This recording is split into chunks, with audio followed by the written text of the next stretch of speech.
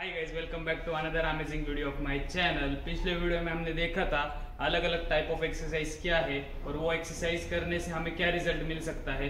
इस वीडियो में हम सीखेंगे अलग अलग जॉइंट क्या है और उसमें जो मूवमेंट होते हैं उस जॉइंट ऑफ मूवमेंट को या फिर जॉइंट ऑफ एक्शन को क्या बोलते हैं। हर एक मूवमेंट को हम विस्तार में सीखेंगे, तो शुरू करते हैं।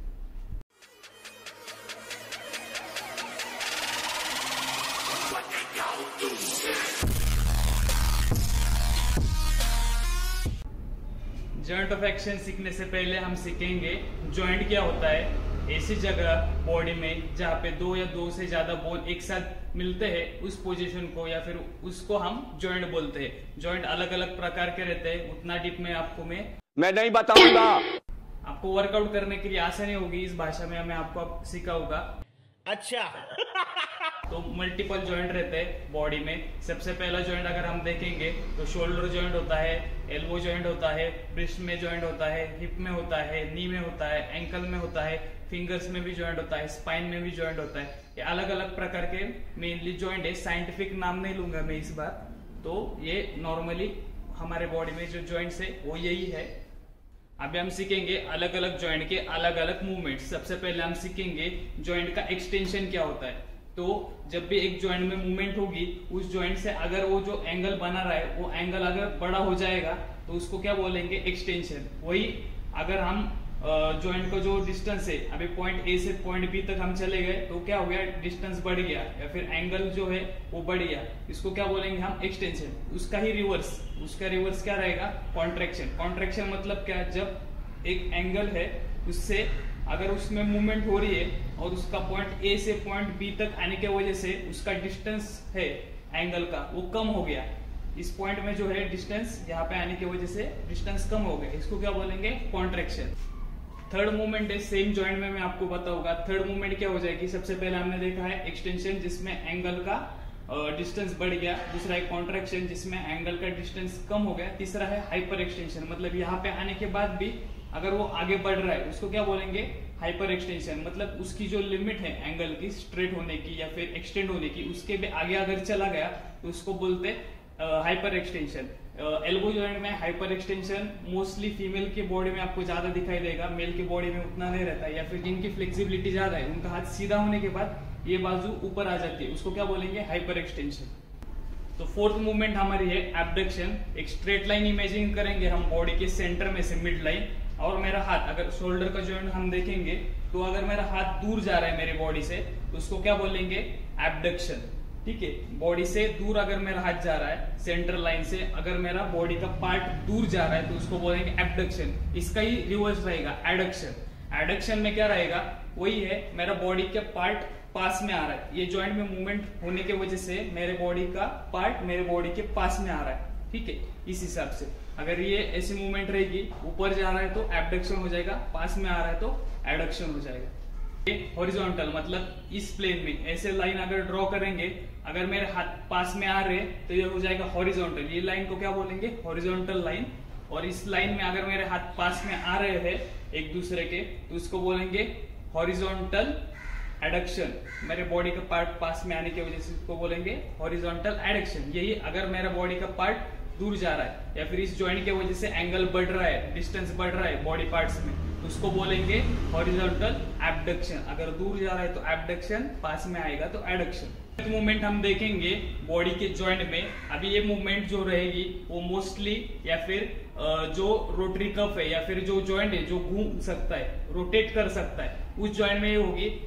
इसको बोलते हैं एक्सटर्नल रोटेशन। अगर मेरे बॉडी से दूर जा रहा है, इस जॉइंट में मूवमेंट हो रही है, ये रोटेट हो जाएगा, और रोटेट होने की वजह से अगर मेरे बॉडी से दूर जा रहा है इसको बोलेंगे एक्सटर्नल रोटेशन, बोलेंगे इंटरनल रोटेशन। तो इंटरनल रोटेशन क्या रहता है, अगर मेरा बॉडी का पार्ट यहाँ पे स्टार्टिंग पोजीशन और एंड पोजीशन तक मेरे बॉडी के पास आ रहा है, अभी ये डिस्टेंस पॉइंट ए से पॉइंट बी तक आने तक कम हो रहा है, तो इसको क्या बोलेंगे, रोटेशन हो रहा है इस जॉइंट में और ये डिस्टेंस कम हो रहा है, इसको क्या बोलेंगे, इंटरनल, अंदर की साइड में आ रहा है, बॉडी के पास आ रहा है तो इंटरनल रोटेशन। तो स्कैपुलर एलिवेशन। एलिवेशन मतलब क्या, ऊपर आना।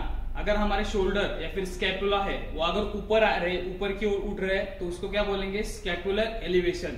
जो श्रग्स करते हैं ना हम, डंबल पकड़ के ऐसे वेट को उठाते, इसको क्या बोलेंगे, स्कैपुलर एलिवेशन। इसको एलिवेट कर रहे हैं मतलब ऊपर उठा रहे, शोल्डर को ऊपर उठा रहे, तो इसको क्या बोलेंगे, एलिवेशन।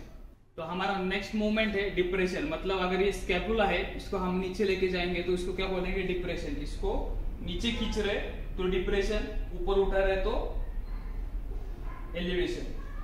ऊपर उठा रहे तो एलिवेशन हो जाएगा। स्कैपुला का ऊपर उठना मतलब एलिवेशन, नीचे जाना मतलब डिप्रेशन। समझ में आया? इसको क्या बोलेंगे, एलिवेशन। शोल्डर ऊपर आ रहे या फिर स्कैपुला ऊपर आ रहे तो स्ट्रेच करते वक्त हम स्कैपुला उठाते, बराबर, इसको क्या बोलेंगे, एलिवेशन, स्कैपुलर एलिवेशन। अभी जब हम रोइंग करते तो हम स्कैपुला को पीछे खींचते, ठीक है, इसको क्या बोलते हैं, रिट्रैक्टेड पोजीशन। अगर हम स्कैपुला या फिर ये शोल्डर के जो दो बोन्स है उनको एक दूसरे के पास खींच रहे, इसको क्या बोलते हैं, रिट्रैक्शन। में स्कैपुला के बोन को एक दूसरे के पास में खींच रहे हो, इसको बोलेंगे रिट्रैक्शन। और इसको अगर दूर पुश कर रहा हो, इसको बोल रहे हैं प्रोट्रैक्शन। स्कैपुलर रिट्रैक्शन मतलब पास लाना, स्कैपुलर प्रोट्रैक्शन मतलब दूर भेजना। अभी प्लांटर फ्लेक्शन। प्लांटर मतलब अगर हम जमीन पे पैर रख रहे हैं और हम काफ रेजेस कर रहे हैं। काफ रेजेस मतलब क्या, जब हम हमारे पैर से, टोस से बॉडी को ऊपर उठा रहे, इसको क्या बोलेंगे, प्लांटर फ्लेक्शन। अभी मैं लेग की मूवमेंट नहीं दिखा सकता हूं इसलिए हाथ से कर रहा हूं, पर ये काफ रेजेस, या फिर हम जब हील से हमारे टोस से बॉडी को ऊपर पुश करते हैं हवा में तो उसको क्या बोलेंगे, प्लांटर फ्लेक्शन। वही उसका रिवर्स रहेगा, समझ लो टोस से हम वेट को उठा रहे, पैरों के टोस से अगर हम वेट को उठा रहे तो उसको क्या बोलेंगे, डॉर्सिफ्लेक्शन। पुश कर रहे तो प्लांटर फ्लेक्शन, अगर ऊपर वेट को खींच रहे तो डॉर्सिफ्लेक्शन।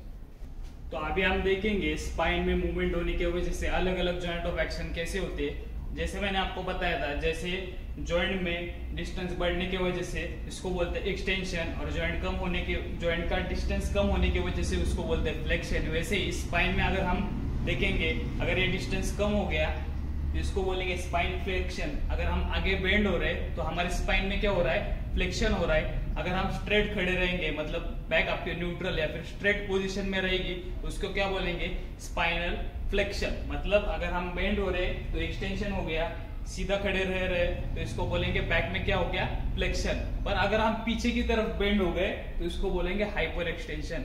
स्पाइन में हाइपर एक्सटेंशन हो गया। जैसे हम बैक एक्सटेंशन की एक्सरसाइज करते, जो जिम को जाते हैं या फिर जो अच्छे से वर्कआउट कर रहे हैं फुल बॉडी के वर्कआउट में, उनको सुपरमैन रेजेस की एक्सरसाइज रहती है जिसमें हम ऐसे बैक को उठाते हैं पेट पे लेट के, उसको क्या बोलते हैं, उसको क्या बोलेंगे, बैक में हम एक्सटेंशन कर रहे हैं। और ये जो हम सुपरमैन एक्सरसाइज करते हैं, इधर तक खड़ा रहना रहता है और उससे भी पीछे चले जाते हैं कोई कोई लोग, उसको बोलते हैं हाइपर एक्सटेंशन। तो सुपरमैन एक्सरसाइज में आपको हाइपर एक्सटेंशन करने की जरूरत नहीं, सिर्फ एक्सटेंशन, मतलब न्यूट्रल पोजिशन तक आने के बाद आपको फिर से नीचे बेंड होकर फ्लेक्शन एक्सटेंशन कंटिन्यू करना है। तो इसको क्या बोलेंगे, नीचे अगर हम आगे बेंड हो रहे हैं तो इसको बोलेंगे फ्लेक्शन, इसको बोलेंगे एक्सटेंशन, इसको बोलेंगे हाइपर एक्सटेंशन। अभी हम स्पाइन में हम ऐसे मुड़ भी तो सकते हैं, तो इसको क्या बोलेंगे, स्पाइन में रोटेशन हो रहा है, ठीक है।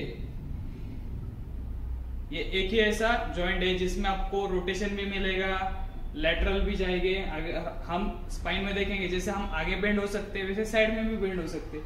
अगर एक साइड में जा रहे हैं तो इसको क्या बोलेंगे, लैटरल फ्लेक्शन। आगे हम, अगर हम सिर्फ आगे जा रहे हैं तो इसको सिर्फ फ्लेक्शन बोलेंगे, पर साइड में जा रहे तो लैटरल फ्लेक्शन। जब ऐप की एक्सरसाइज करते हैं ना, इसको क्या बोलेंगे फिर, लैटरल फ्लेक्शन।